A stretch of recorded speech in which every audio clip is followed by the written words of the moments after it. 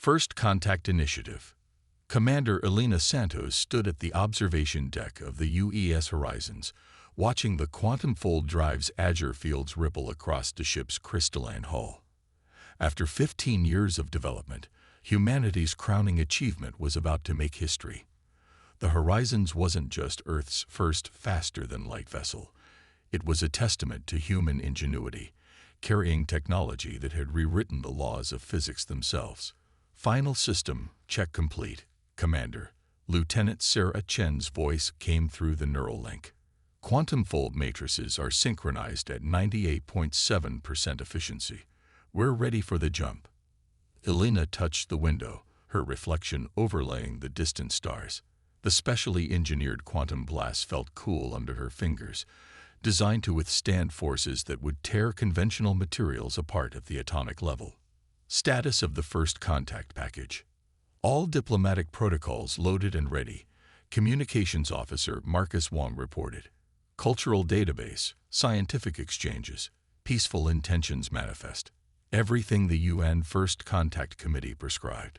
Elena allowed herself a small smile. Humanity had dreamed of this moment for centuries, making peaceful first contact with an alien civilization. Now they would do it not as supplicants bearing simple radio messages, but as equals who had mastered the fundamental forces of the universe. The quantum fold drive was proof of that.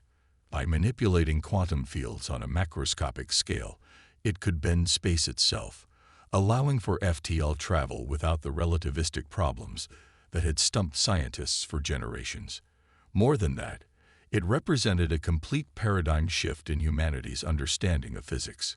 Multiple contacts. Tactical Officer James Rivera's voice cut through her contemplation.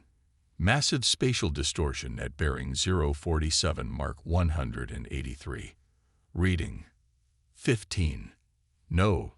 20 vessels emerging from some kind of FTL corridor. Elena's training kicked in instantly. Battle stations. Raise quantum shields but keep weapons cold. Let's not start first contact by appearing hostile. The crew responded with practiced efficiency as Elena made her way to the bridge. The Horizons might be primarily a diplomatic vessel, but it carried the most advanced defensive systems humanity had ever developed. The same quantum field manipulation that powered their FTL drive could generate shields that could theoretically withstand the force of a supernova. The bridge was a model of calm precision when Elena arrived. The holographic displays showed the emerging alien fleet, sleek vessels that seemed to be made of some kind of living metal, their hulls shifting and flowing like liquid mercury. Analysis. Elena asked, taking her command chair. Vessels range from frigate to dreadnought class, Rivera reported. Definitely military configuration, but their weapon systems appear to be powered down. They're arranging themselves in what appears to be a standard patrol formation. They're broadcasting, Wong announced. Wideband transmission, multiple frequencies. Universal translator is processing. Got it. A harsh, clicking voice filled the bridge. Attention unidentified vessel. You have entered space claimed by the Meridian Concordat. Power down your engines and prepare for inspection. Resistance will be met with immediate hostile response. Elena exchanged glances with her senior staff. This wasn't how they'd hoped first contact would go, but they'd prepared for less than ideal scenarios. Open a channel, Mr. Wong. Let's show them humanity's diplomatic face. Channel open, Commander. Elena straightened in her chair. This is Commander Elena Santos of the United Earth Ship Horizons. We are on a peaceful mission of exploration and first contact. We were unaware this region was claimed territory and apologize for any perceived intrusion. We would welcome the opportunity for peaceful dialogue and cultural exchange. There was a pause, filled only by the subtle hum of the quantum fold drive at idle. Then, your vessel's energy signature exceeds anything in our database. Explain this capability immediately. Elena could hear the fear poorly hidden beneath the demanding tone. She'd been briefed on this possibility, that humanity's quantum technology might be beyond anything local species had developed. It was a delicate situation that could easily spiral into conflict if handled poorly. Our vessel utilizes a new form of propulsion we call quantum fold technology, Alina replied carefully. It is based on principles of quantum field manipulation. We would be happy to share basic scientific information about this technology as part of a peaceful exchange. Another pause, longer this time. Alina could almost imagine the alien commanders conferring, trying to decide how to handle a species that had apparently mastered technology they didn't understand. Your vessel will submit to immediate inspection by Concordat forces, the voice finally responded. Any attempt to activate your quantum systems will be considered a hostile act. Alina's jaw tightened. The Concordat was clearly used to being the technological superior in any encounter. Finding a species with more advanced technology had pushed them straight to attempting to assert dominance. I apologize, but I cannot allow armed forces to board this vessel, Alina replied firmly. The Horizons carries sensitive technology. However, we are willing to provide detailed scans of our non-classified systems and participate in supervised cultural exchange at a neutral location. Your cooperation was not requested. It was demanded. The alien voice grew harder. The Concordat does not recognize the sovereignty of unregistered species. You will comply, or you will be compelled. Alina saw Rivera's hands hover over the tactical controls, but she raised a hand to stay him. They had one more card to play before this turned ugly. Perhaps a demonstration would help establish mutual respect. Alina said calmly, Mr. Rivera, please lower our quantum shields for exactly 5 seconds. Let them scan us fully. Commander. Rivera's surprise was evident, but he complied. The bridge crew watched as the alien vessels suddenly lit up with scan activity, their sensors probing every inch of the horizons. Alina counted down silently in her head. 5, 4, 3, 2, 1. Shields up, she ordered, just as the alien channel erupted with chaos. Multiple voices overlapped in various tones of shock and disbelief. Impossible. The power readings. How are they containing? It cannot be. Alina allowed herself a small smile. The aliens had just discovered that the Horizon's quantum fold drive wasn't just an FTL system. It was a controlled quantum singularity, harnessing power that their sensors probably couldn't even properly measure. When the main alien voice returned, the demanding tone was gone, replaced by something closer to awe. Your vessel. How? What are you? We are human, Alina replied simply. And we would still prefer to have this conversation as equals, focused on peaceful exchange rather than demands. Shall we start over? The silence that followed felt different this time, filled not with threat assessment and dominance games, but with the first stirrings of genuine respect. Sometimes, Alina reflected, the best way to achieve peace was to make it clear that war would be a terrible mistake. Perhaps, the alien voice finally said, we should discuss this further. Our paramount requests the honor of speaking with you directly. Alina nodded to herself. Now they were getting somewhere. We would be honored to begin proper diplomatic relations. Shall we discuss the arrangements? As her crew began coordinating the details of their first peaceful contact, Alina looked out at the alien fleet, their living metal hulls now seeming less threatening and more fascinating. This wasn't how they'd planned first contact, but perhaps it was better this way. Humanity had announced its presence not with aggression or submission, but with quiet confidence and overwhelming technological superiority. The stars seemed to shine a little brighter through the quantum glass. Humanity had arrived on the galactic stage, and nothing would ever be the same. The nature of power. The Meridian Concordat's flagship, Eternal Dominion, was a marvel of bioengineered technology. Its living metal corridors pulsed with neural pathways, and its command center was a cathedral of organic computing.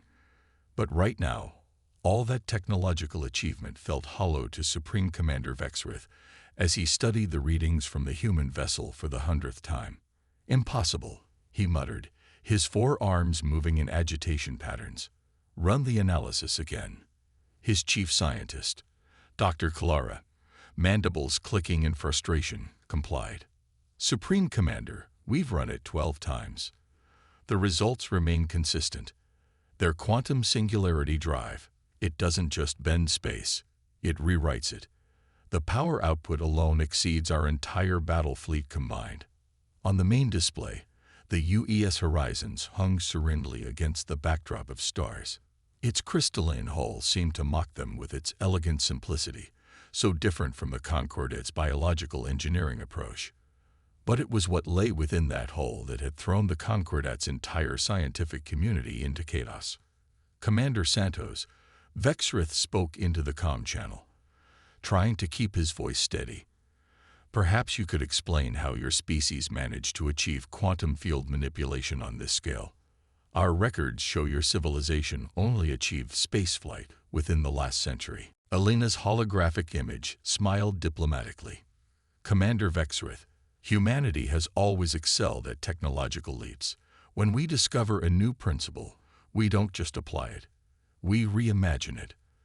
The quantum fold drive began as a theoretical physics paper about manipulating quantum fields. Within 15 years, we turned it into the heart of our first FTL ship. Vexrith felt his secondary hearts skip a beat. The casual way she spoke of such achievement. 15 years. From theory to practical application of technology that surpasses designs we've refined over millennia.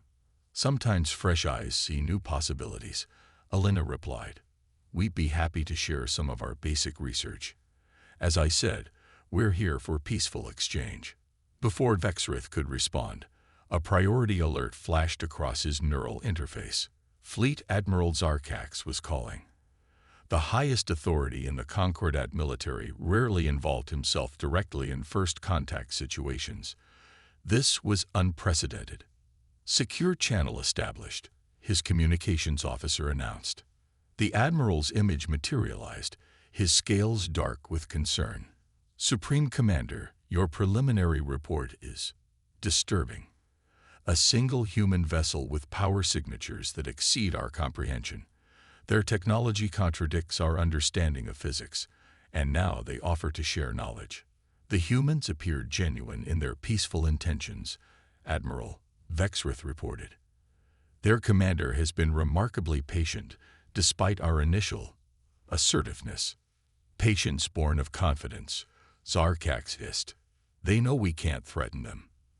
The question is, what do they want? No species simply gives away technological advantages. On another screen, Alina Santos waited calmly, her image a study in diplomatic poise. Vexrith found himself wondering what lay behind that composed exterior. Did she know the chaos she'd unleashed in the Concordat's highest levels? Admiral, he said carefully, I believe this represents an opportunity. The humans' approach has been consistently diplomatic. Perhaps instead of viewing them as a threat.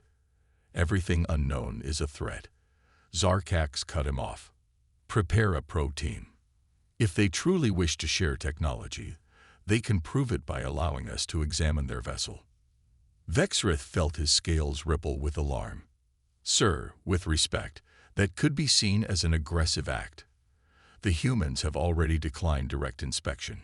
Then they prove they cannot be trusted, Zarkax declared. No species achieves such advancement without conquest. They speak of peace while holding a sword to our throats. Proceed with the probe insertion. That's an order. The connection cut off before Vexrith could protest further. He looked again at Alina's waiting image, then at the horizons floating peacefully nearby. Everything in his experience told him this was a mistake. Supreme Commander, his tactical officer called out. Stealth probe is ready for launch. Vexrith chittered a curse in his native tongue. Commander Santos, he reopened the channel. Thank you for your patience. The Concordat leadership is processing your offers of exchange. Perhaps we could discuss the practical applications of your quantum field technology while they deliberate. Alina's expression didn't change, but something flickered in her eyes. Of course, Commander. Though I should mention, your stealth probe's quantum signature became visible to our sensors the moment you powered it up. I would strongly advise against launching it. The bridge fell silent. Their most advanced stealth technology, detected before it even launched. Vexrith felt his primary heart nearly stop. "Commander Santos, It's all right," she interrupted gently. "We understand the impulse to gather intelligence. But let me be clear. We designed our quantum detection systems specifically because we knew we'd eventually meet other spacefaring races. There is very little you could do that we haven't prepared for." The implications of that statement hung in the air like a charged particle storm. This wasn't just about the quantum drive. Humanity had developed their technology with interstellar politics in mind from the start. However, Alina continued, her tone warming slightly. "We also prepared extensive scientific and cultural exchange packages. We genuinely want to share knowledge, Commander Vexrith, not because we have to, but because we believe advancement should lift all species together." Vexrith found himself faced with a choice that would reshape the Concordat forever. Follow orders and provoke a species that could probably swat their entire fleet aside like insects, or trust in the offered hand of friendship, even if it came from a position of overwhelming strength. "The probe team is standing by, Supreme Commander," his tactical officer reminded him. Vexrith straightened his spine. Sometimes leadership meant knowing when to disobey. "Stand down the probe. Clear all weapons systems." He turned back to Alina's image. "Commander Santos, perhaps we could begin with an exchange of cultural databases. I find myself very curious about a species that developed such power, yet speaks so earnestly of peace." Alina's smile reached her eyes this time. "We would be delighted, Commander. And perhaps over that exchange, we could discuss why your Admiral's Arcax is currently mobilizing the Concordat's reserve fleet." Vexrith's secondary hearts nearly seized. They'd detected that too. The movement of ships dozens of light years away. "Trust," Alina said softly, "works both ways. Commander, shall we try for some?" Looking at the human ship's crystalline hull gleaming with quantum energy, Vexrith realized that the galaxy had changed forever. The question was no longer whether humanity would reshape the cosmic order, but how. And perhaps, he thought, that reshaping could begin right here, with a choice between fear and understanding. "Yes," he said finally. "Let's try for trust." Legacy of innovation. Dr. Sarah Chen sat in her lab aboard the Horizons, surrounded by holographic displays showing the quantum field interactions that powered their ship. 15 years ago, she'd been a graduate student when her father, Dr. James Chen, first proposed the impossible, controlling quantum fields on a macroscopic scale. Now she was the lead quantum engineer of humanity's first FTL vessel, watching alien ships try to make sense of their technology. "Their scans are getting more sophisticated," she noted, tracking the Concordat's latest attempts to analyze their quantum drive. "They're actually starting to ask the right questions." Her assistant, Dr. Marcus Webb, nodded as he adjusted their field harmonics. "Should we be concerned? The more they understand, the more they might see us as a threat." Sarah smiled, remembering her father's words from years ago. "Understanding isn't a threat, Marcus. It's an opportunity." On her primary screen, the quantum singularity at the heart of the Horizons pulsed with controlled power. The alien scans couldn't detect half of what it could do, and that was probably for the best. Humanity had learned early that the best defense was the one you never had to demonstrate. "Dr. Chen." Commander Santos's voice came through the neural link. "How's our guest doing?" Sarah glanced at the sealed observation room, where Concordat science officer Clara was watching their quantum field demonstrations. The alien's mandibles hadn't stopped twitching since they'd started showing her the basics of human quantum manipulation theory. "She's processing," Sarah replied. "I think we broke her worldview about 6 times in the last hour. But she's asking brilliant questions. The Concordat may be militaristic, but their scientists are sharp." "Good. Keep her engaged. The more they understand, the less likely Admiral's Arcax is to do something unfortunate with that fleet he's gathering." Sarah's hands moved across her holographic controls, adjusting the quantum field demonstration. "Speaking of which, the latest long-range scans show he's assembled quite a force. 87 capital ships, all with what they consider advanced weapons. Concerned, Sarah thought about the full capabilities of their quantum drive, most of which were still classified even to their alien guests. Not really. But I'd rather not have to show them why. The quantum displays flickered as another scan wave from the Concordat fleet washed over them. Sarah could almost feel their frustration. They kept trying to reconcile human quantum technology with their understanding of physics, not realizing that humanity had essentially rewritten the rulebook. Fascinating. Calera's clicking voice came through the lab's speakers. Your quantum field cohesion should be impossible at this scale. The power requirements alone would be impossible with conventional technology, Sarah agreed. That's why we had to develop quantum cascade reactors first. Once we could handle the power curves, the rest was just mathematics. Really, really complicated mathematics. Calera's 4 eyes blinked rapidly. Your species developed quantum cascade technology as a prerequisite to your drive system. We considered such technology theoretical. Theory is just practice waiting to happen. Sarah quoted her father again. Humanity has always been good at turning impossible into when do we start. A priority alert flashed across her quantum screens. Sarah's hands flew across the controls, her augmented reflexes keeping pace with the cascade of data. Commander, we've got movement. The Concordat Reserve Fleet just made an FTL jump.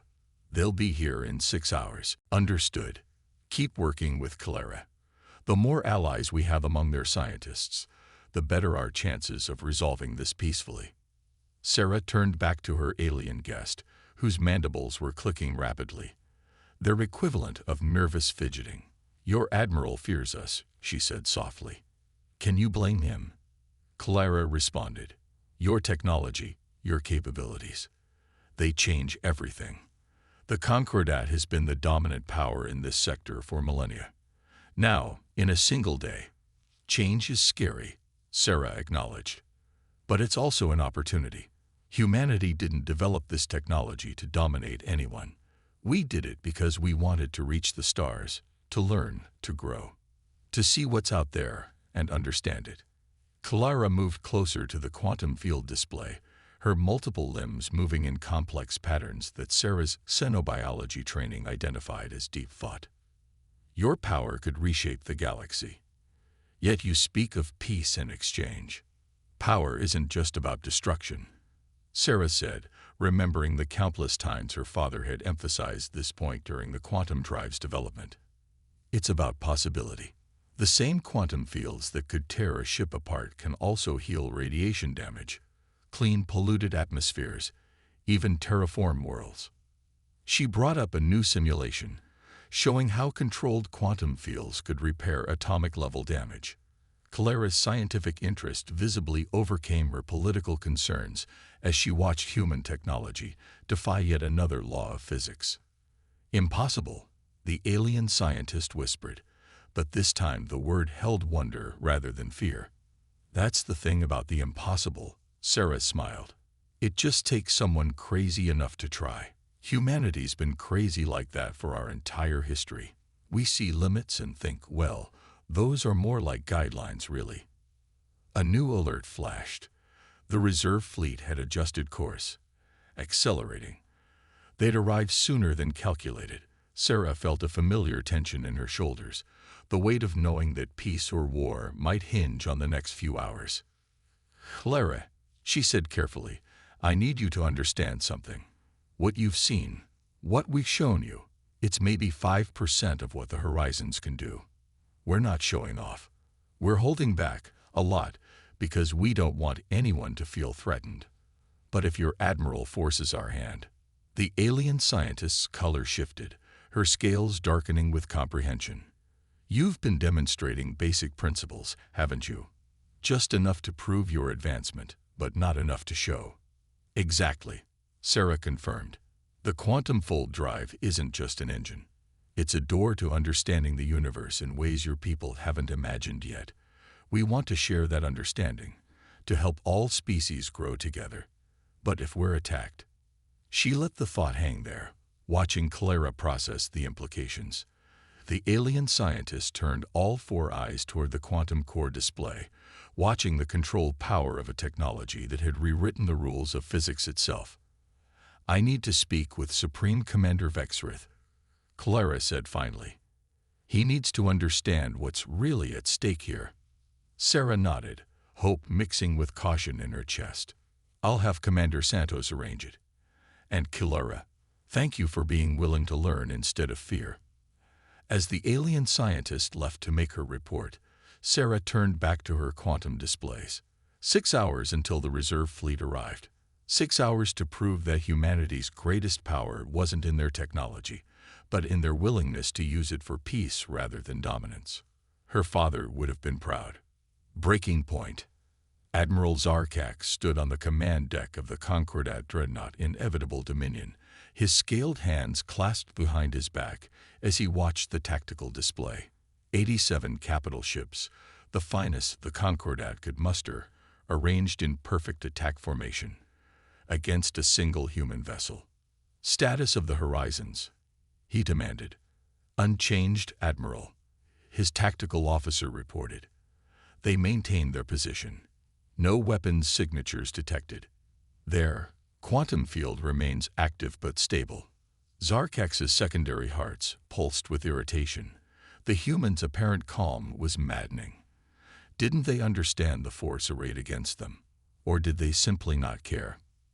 New transmission from Supreme Commander Vexrith's vessel. Communications announced. Priority 1. "Ignore it," Zarkax snapped. He'd heard enough of Vexrith's cautious diplomatic nonsense. "Begin combat deployment. Show these humans what real power looks like." On the Horizon's bridge, Commander Elena Santos watched the Concordat fleet's movement with calculated interest.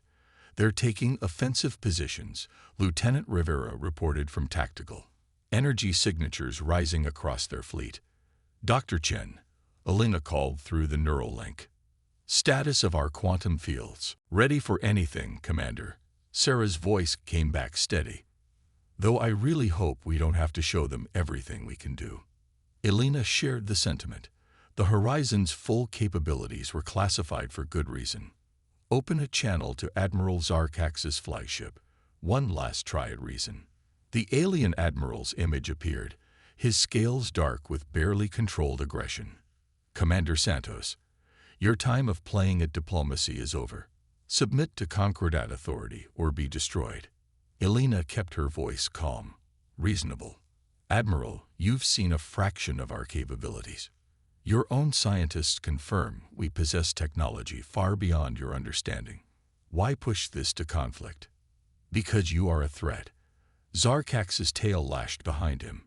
"No species simply appears with such power and peaceful intentions. You plan conquest. Your restraint is merely tactical." "No, Admiral," Elena sighed. "We plan cooperation.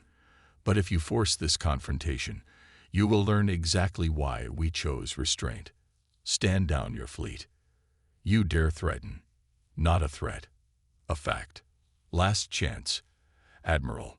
Honor and pride are poor substitutes for wisdom." Zarkax's scales flushed with rage.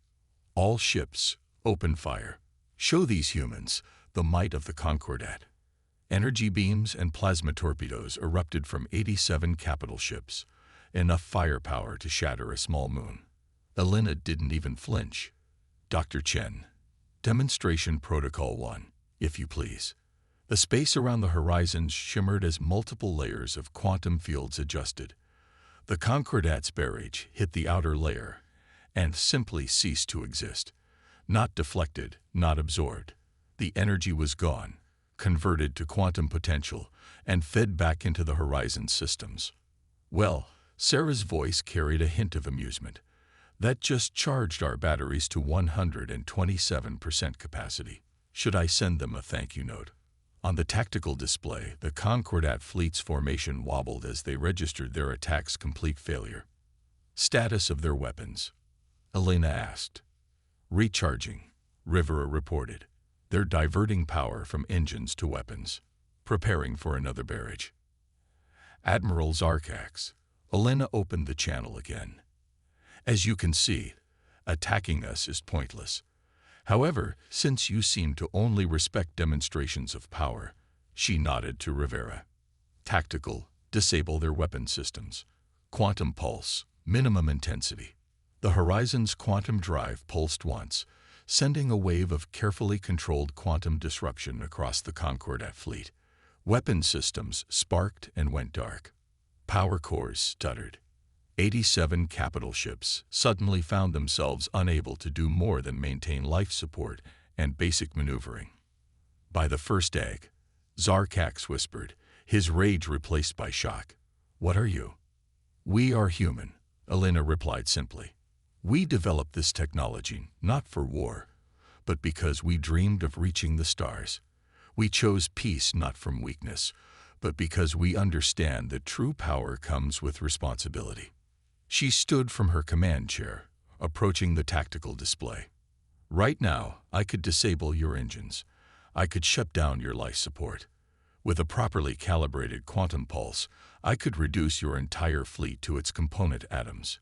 But I won't, because humanity's strength isn't in our ability to destroy, but in our choice not to." "Choice." Zarkax's voice shook. "You leave us no choice. I leave you the most important choice, Admiral. Learn to coexist with a species more technologically advanced than yours, or cling to pride and force us to demonstrate even more of our capabilities. I know which choice I hope you make." The bridge fell silent as they waited for the Admiral's response. Elena could almost see the conflict in his alien features, generations of military tradition warring with the undeniable reality before him. "The Concordat," he said finally, each word seeming to cause him physical pain, "requests a cessation of hostilities." Elena allowed herself a small smile. "Granted, and we would be happy to help restore your ship's systems. After all, that's what peaceful species do for each other." "Commander," Sarah's voice came through the neural link. "Vexrith is hailing us. He says Calera's preliminary report on quantum field theory is causing quite a stir among their scientific community. Apparently, the possibility of cooperative research is making some very influential people reconsider their stance on human relations." "Excellent." Elena turned back to Zarkax's image. "Admiral, I believe Supreme Commander Vexrith has some interesting proposals regarding scientific and cultural exchange. Shall we discuss the future of human Concordat relations like civilized beings?" Zarkax's scales shifted through several colors before settling on a more neutral tone. You could have destroyed us at any time." "Yes, but that's not who we are. Humanity reached the stars not through conquest, but through innovation and determination. We'd rather lift others up than push them down." She paused, letting that sink in. "Now shall we begin again? This time with mutual respect rather than threats." As the Admiral struggled visibly with his new reality, Elena reflected on humanity's journey to this moment. They had developed quantum technology not to dominate, but to explore. Their strength came not from the power they wielded, but from the wisdom to know when not to wield it. "Your weapons," Zarkax said suddenly. "You could restore them." "Of course. The quantum disruption is temporary by design. We believe in defensive capabilities, not unnecessary destruction." The Admiral's posture shifted subtly, something Elena's stenobiology training identified as resignation mixed with dawning respect. Perhaps we have much to learn from humanity." "That's the best kind of first contact, Admiral," Elena smiled. "When everyone has something to learn." New dawn. 1 month after the confrontation, the UES Horizon's observation deck hosted an unprecedented gathering. Commander Elena Santos stood with Supreme Commander Vexrith and Admiral Zarkax, watching Dr. Sarah Chen guide a group of Concordat scientists through the basics of quantum field theory. "Their enthusiasm is remarkable," Vexrith observed, his mandibles clicking in amusement as Calera bombarded Sarah with questions about quantum cascade harmonics. "In just 4 weeks, they've begun grasping concepts that reshape our understanding of physics itself." "Understanding comes easier when you stop fearing the unknown," Elena replied, noting how Zarkax's scales shifted color at her words. The Admiral had changed over the past month, his military rigidity softening as he witnessed the true potential of human Concordat cooperation. "We were blind," Zarkax admitted, his voice carrying none of its former arrogance. For millennia, the Concordat measured strength in weapons, in fleet numbers, in territories controlled. Yet here was humanity, wielding power we couldn't comprehend, offering friendship instead of demanding submission. Through the quantum-reinforced windows, they could see the joint research station taking shape. Human and Concordat ships worked together, their different technologies complementing each other as they constructed what would become the galaxy's premier center for quantum physics research. "The quantum principles alone will revolutionize our civilization." Kalera's excited clicks carried across the deck. Clean energy, medical applications, environmental restoration. The possibilities are endless. Sarah caught Elena's eye and smiled. They both remembered the early days of the Quantum Drive project, when humanity first realized the technology's potential. Now they were sharing that moment of discovery with another species. "Tell me, Commander," Zarkax said quietly, "that day when my fleet attacked, how much were you truly holding back?" Elena considered her answer carefully. "Admiral, the quantum fold drive doesn't just bend space for FTL travel. It gives us fine control over the fundamental forces of reality itself. What you saw was perhaps 10% of our defensive capabilities, and virtually none of our other applications." The Admiral's secondary hearts visibly skipped a beat, "And yet you chose to disable rather than destroy, to demonstrate rather than dominate." "Because that's the true test of advancement," Elena replied. "Not whether you can destroy your opponents, but whether you choose not to." Humanity learned that lesson long ago, through centuries of our own conflicts. On the main deck below, Sarah was showing the Concordat scientists a holographic simulation of quantum field interactions. The aliens' expressions of wonder reminded Elena of humanity's own first steps into quantum physics, the same mix of disbelief, excitement, and endless possibility. "The Concordat Council has approved the Joint Research Initiative," Vexrith announced, his tone carrying pride. "And not just for quantum technology. They want to explore all areas of possible cooperation: medical science, environmental engineering, cultural exchange. The beginning of a new era." Elena nodded. "Though I suspect some of your more traditional military commanders are still uncomfortable with the situation." Zarkax chittered what Elena had learned was the Concordat equivalent of rueful laughter. "They are learning, as I did, that true strength isn't about having the biggest guns or the most ships. It's about having the wisdom to know when not to use them." A flash of light from the quantum field demonstration drew their attention. Sarah had created a miniature model of a star, contained within perfectly controlled quantum fields. The Concordat scientists watched in awe as she manipulated its energy output with casual precision. "A month ago, that display would have triggered a military response," Vexrith mused. "Now our scientists see it for what it is, a doorway to understanding the universe itself." "Understanding is the best cure for fear," Elena said. "And cooperation achieves more than competition ever could."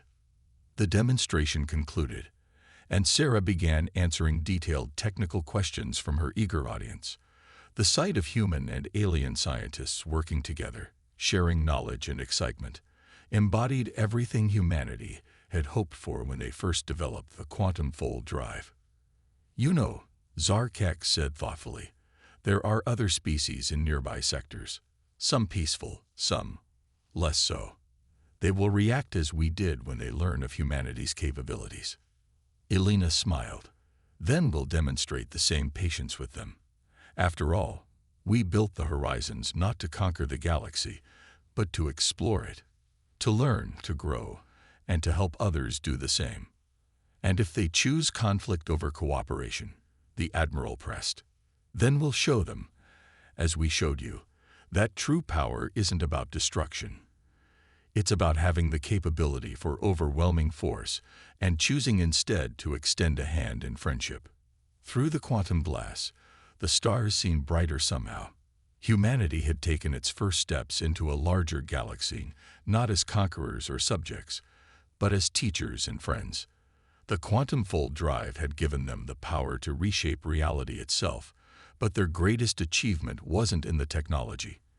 It was in how they chose to use it. Commander Santos.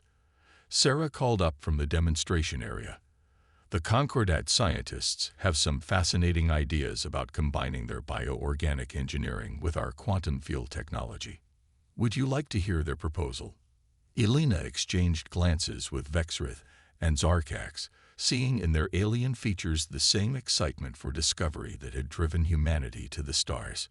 Yes, she said, I would like that very much. As they moved to join the discussion, Elena reflected that this was exactly what humanity had hoped for when they first reached for the stars, not just to explore new frontiers, but to help others explore them too. The galaxy was vast and full of wonders, and now they had partners with whom to discover them. The quantum fold drive hummed softly in the background, its contained power a reminder that humanity's greatest strength wasn't in the ability to dominate, but in the choice to cooperate. They had reshaped the galaxy not through force, but through understanding. And this was just the beginning.